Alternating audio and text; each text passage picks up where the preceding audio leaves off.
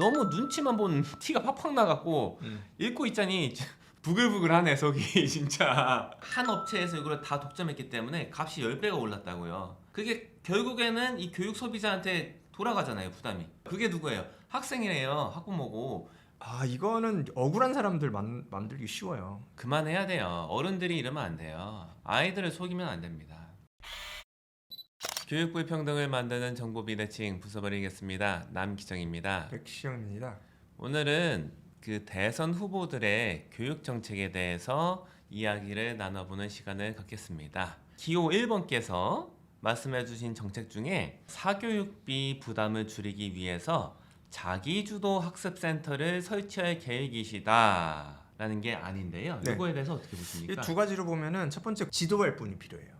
여기서는 이제 코디네이터라는 말을 썼는데 저는 뭐 어떻게 이해하냐면 아이들이 뭐 학원을 가기 어려운 지역이라고 가정을 할게요. 그러면 코디네이터 일반적으로 얘기하면 이런 학원 가라 저런 학원 가라 이때는 이런 거 공부해라 하시는 분들이에요. 이분들이 능력이 상당히 많이 필요해요. 아는 게 많아야 돼요.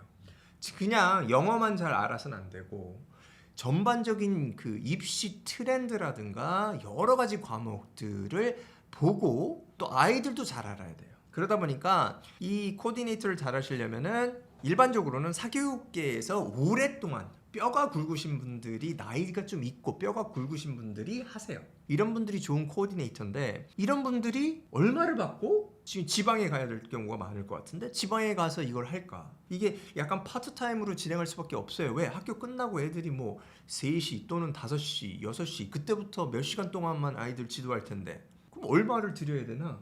이게 좀 의문이에요. 그리고 지방 같은 경우에 여기서 이 웬만한 코디네이터를 고를 수가 있나? 그리고 코디네이터를 유지하는 거는 성과 베이스가 돼야 돼요. 그러니까 아이들을 얼마나 지도해가지고 좋게 끌고 가냐. 근데 이게 안 된다. 그러면은 사실은 돈 낭비가 되고 돈을 많이 투자해야지 좀 나올 것 같아요. 이거는. 그래서 제가 알기로는 이런 비슷한 거를 이미 진행을 여태까지도 해왔는데 이게 잘 진행이 잘 안 됐거든요. 이제 기호 1번의 안건 중에는 국가 책임 공교육으로 사교육 부담을 경감시킨다 이런 말이 있어요. 네. 어떻게 보십니까 이거에 대해서는? 제가 여기 생각하면 국가 책임 공교육으로 사교육 부담이 경감된다. 이 두 개가 매칭이 안 돼요. 일반적으로 들여다보면은 책임지는 게 뭐냐면 아이들이 일정 수준 그러니까 기본 수준이 있어야 되는 거예요. 그래서 공부를 하는데 어떤 아이들은 이제 학력이 좀 떨어져요. 그러면 그런 아이들을 좀 케어해가지고 최소 학력 수준을 맞춘 다음에 진행을 하겠다. 요게 내용이에요. 그러면 이게 지금 사교육의 원인인가요? 아니죠. 사교육의 원인은 오히려 공부를 좀 잘하는 쪽에서 더 많이 발생돼요. 어떤 방향으로 진행됐을 때 사교육 부담이 경감된다라고 생각하세요? 그럼 사교육이 많이 나오는 중상위권 학생들이 왜 사교육 도움을 받냐? 입시예요. 입시, 대학교 입시. 그래서 대입에 대한 정책이 없으면 사교육을 줄일 수가 없어요. 그래서 사교육 줄이는 건 좋은데 이 그 구체적인 방법이 잘못돼 있어요. 공교육이 잘 되면 사교육이 줄어든다. 요거는 이제 맞는 말이긴 하죠. 근데 공교육이 어떤 측면을 건드려야 되냐? 그거에 대해서는 좀 더 구체적일 필요가 있다. 진짜 안이 구체적이지 않고서는 아마 꿈쩍도 안 할 거예요. 최소 영어 관련해서는 좀 어떤 부분 건드리면 좀 될 것 같으세요? 공교육은 일단은 뭘 바꿔야 되냐? 교과서를 바꿔야 돼요. 교과서는 말이 안 되고 교과서 중심으로 가르친다는 것 자체가 현재 입시 체제랑 따로 놀아요. 그렇기 때문에 이 구조가 너무나 뿌리 깊게 자리 잡고 있기 때문에 사교육이 엄청 많이 생기는 거거든요. 뭐 대표적으로 단어를 단적으로 말씀드리면은 영어 교과서는 다 초중고 그 수준 거 다 합쳐도 3,500개 단어 수준이거든요. 근데 수능은 8,000개 단어 정도는 알아야 돼요. 대응이 안 되잖아요. 이런 구조를 해놓고 왜 교과서 중심으로 가르치냐고요.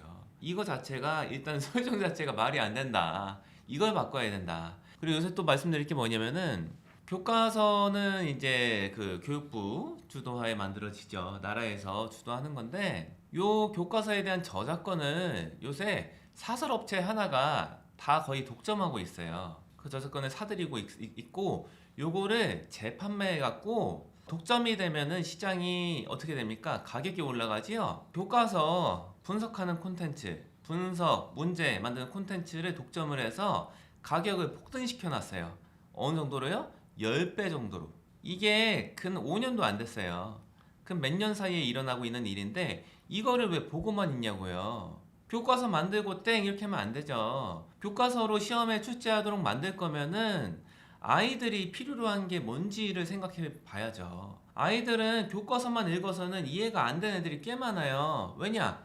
영어만 단적으로 말씀드리면은 영어 설명이 없어요. 그냥 영어 그냥 텍스트에 써놓은 거예요. 영어로만. 근데 이거를 영어를 모르는 애가 이거 읽었을 때 이해가 되나요?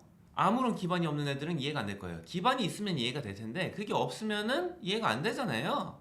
학교 교육만 따라갔으면은 이 기반이 없단 말이에요. 이해가 안 돼요. 그러면 이거를 적어도 한글 해석이라도 주든가, 어? 이 단어든 뭔지라도 써놓던가 해야 되는데 그게 없어요. 우리나라 영어 교과서는. 그러니까 뭐예요? 참고서를 보거든요.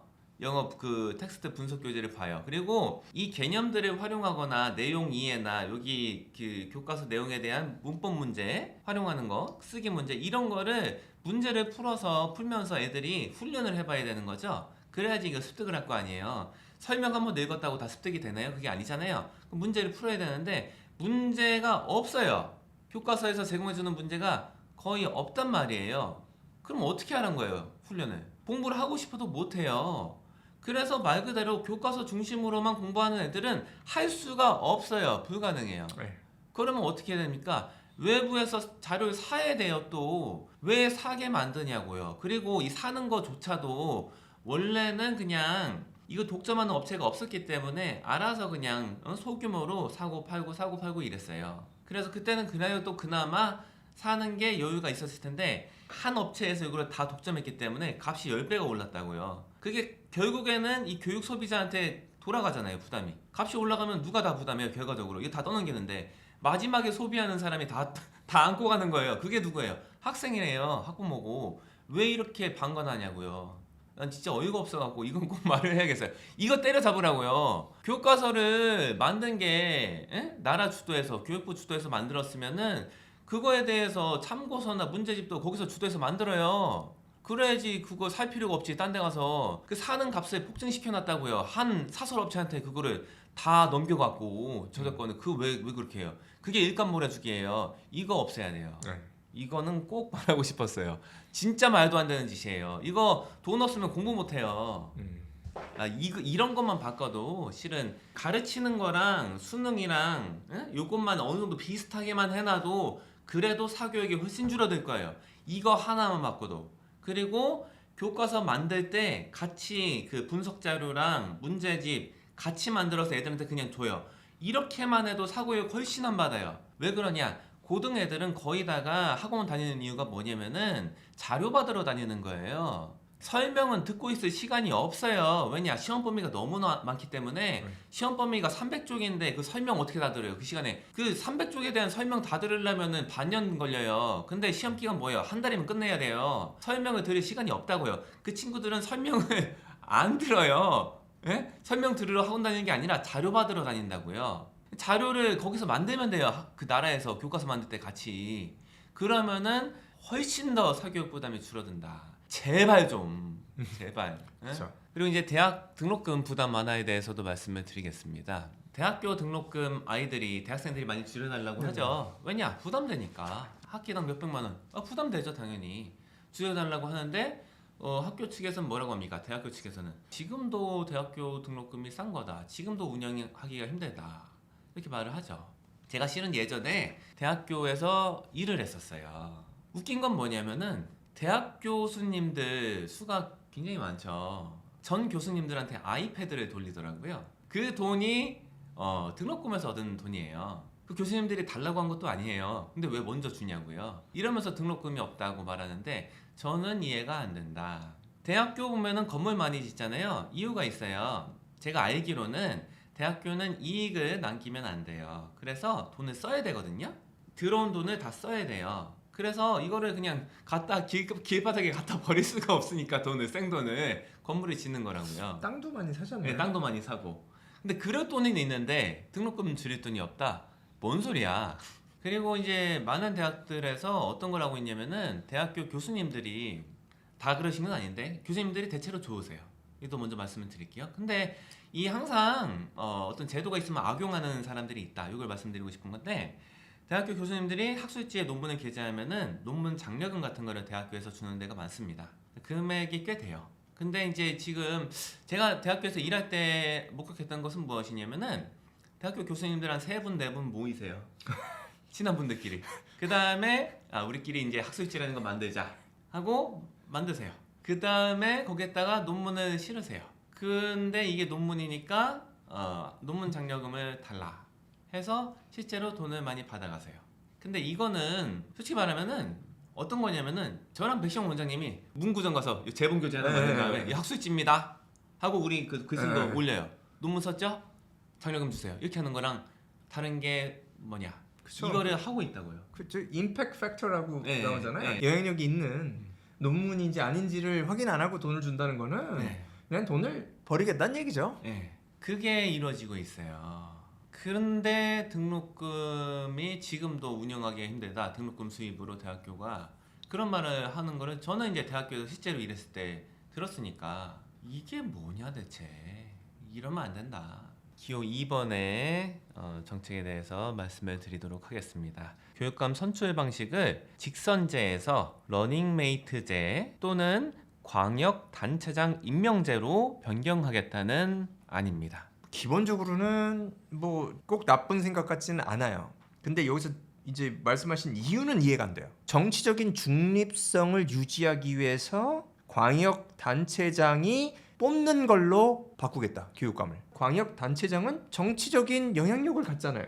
정치인 아닌가요? 선거에서 뽑지 않나요? 그러면 그 선거에서 뽑힌 사람이 정해준다? 그럼 이게 정치적이지 않나요? 저는 더 정치적이 될 것 같은데요? 요거에 대해서 더 정치적으로 될 수 있을 것 같다는 의견도 많더라고요. 그래서 더 정치적으로 되죠. 그래서 이게 정치적인 중립성이 생기냐. 그리고 투명성을 말씀하셨는데 투표 안 하는데 투명성이 생긴다고요? 이게 무슨 말씀을 하시는 건지 좀 이해가 안 돼요. 뭐 효과는 뭐 이런 거는 가능할 것 같아요. 이제 협업이 잘 된다. 팀워크는 좀 잘 될 것 같다 네. 하는데 정치적인 중립성과 투명성을 높인다. 그럴 것 같지는 않아요, 저도. 그러니까 협업이라는 거는 뭐 이런 건데요. 어떤 그 광역 단체장이 있어요. 그러면 일정 정당에 소속이 돼 있겠죠. 그럼 그 정당에서 추구하는 교육 정책을 잘 펼칠 수 있을 것 같아요. 아까 말씀하신 협업이라든가 유기적인 관계 유지가 잘 되니까 뭐 일정한 정책 실행이라든가 유지는 좋다. 저는 이런 측면에서는 저는 이제 찬성하는 바이고. 근데 여기서 말씀하시는 이런 내용들은 저는 이유가 이해가 안 된다. 저는 그렇게 생각을 하고 김문수 후보의 4번 공약을 보시면은 어려운 집에 태어나도 좋은 교육으로 계층 이동 사다리를 오르게 하겠습니다.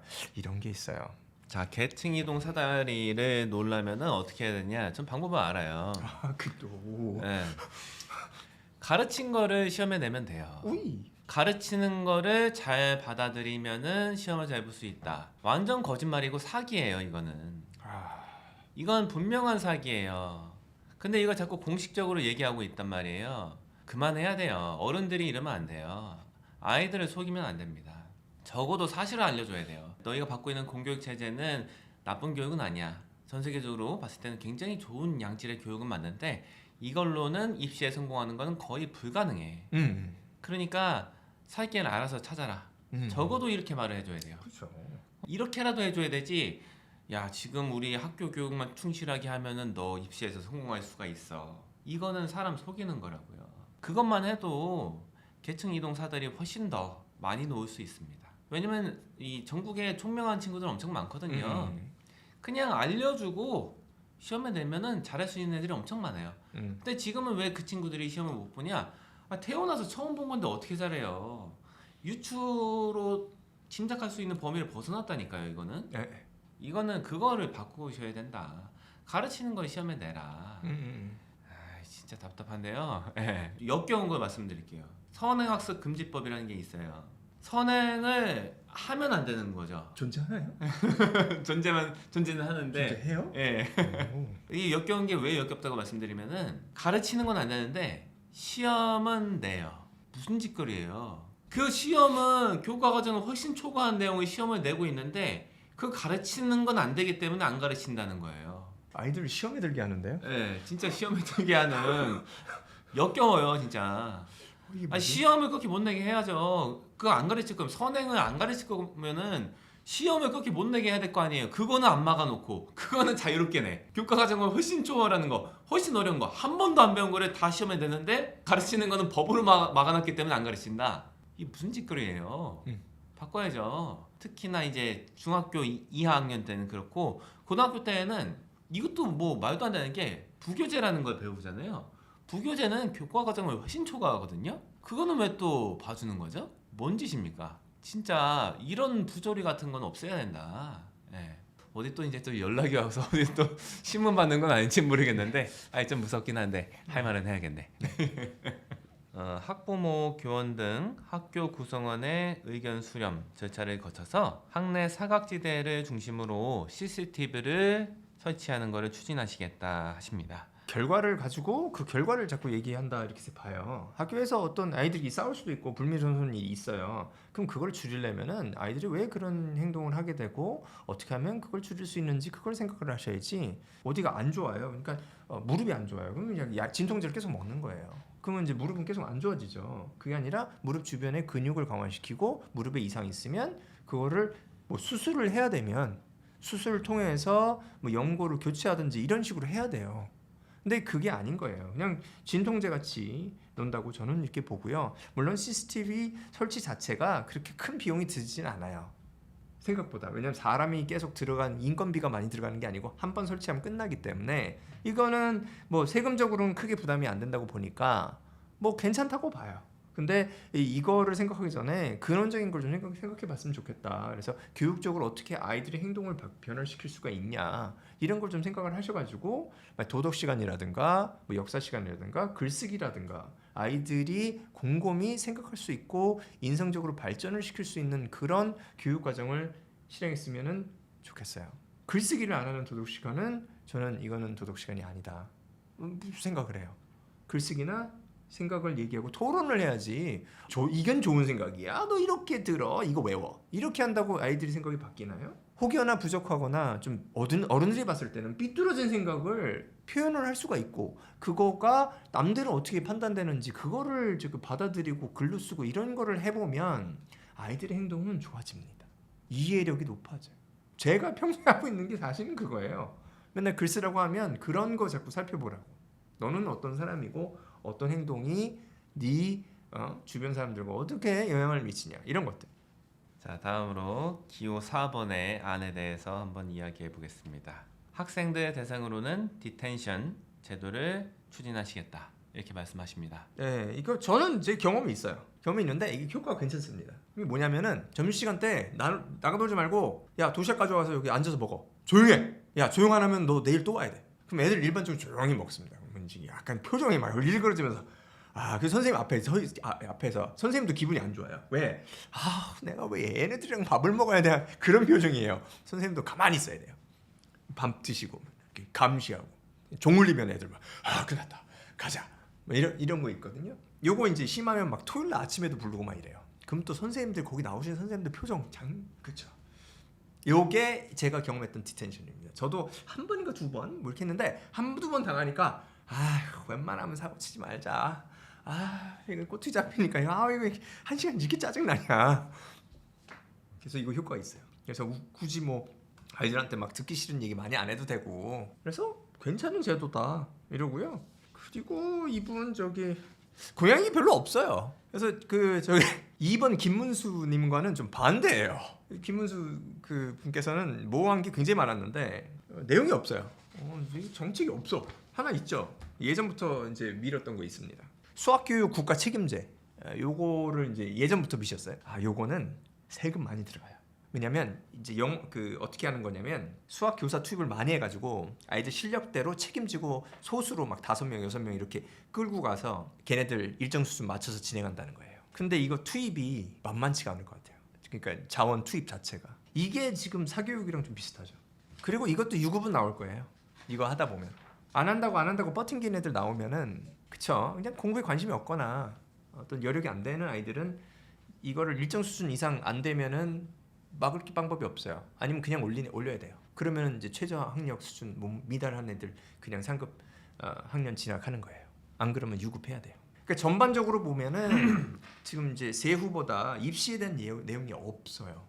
그러니까 입시에 대한 내용을 얘기 없이 진행을 하다 보니까 약간 구름을 자꾸 이제 구름을 이렇게 쫙 구름과 같이 레슬링을 하는 듯한 느낌? 있긴 한데 이게 딱 잡을 수가 없어요. 그래서 그게 참 아쉽다. 근데 또 입시를 또 생각해 보면은 입시를 건드리는 순간 저는 생각할 때 정치적으로는 마이너스예요.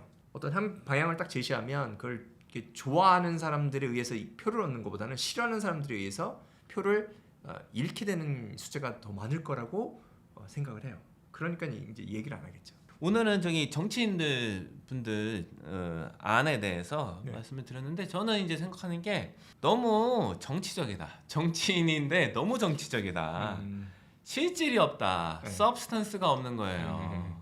표 받는 데만 혈안이 돼 갖고 이 교육 관련된 정책 내놓는데 좀 실질적으로 하자. 그거를 실질을 안 챙기실 거면은 왜 그런 자리에 올라가냐. 너무 눈치만 본 티가 팍팍 나갖고 읽고 있자니 부글부글하네 속이 진짜. 누구 하나 마음에 드는 사람이 없네. 참나.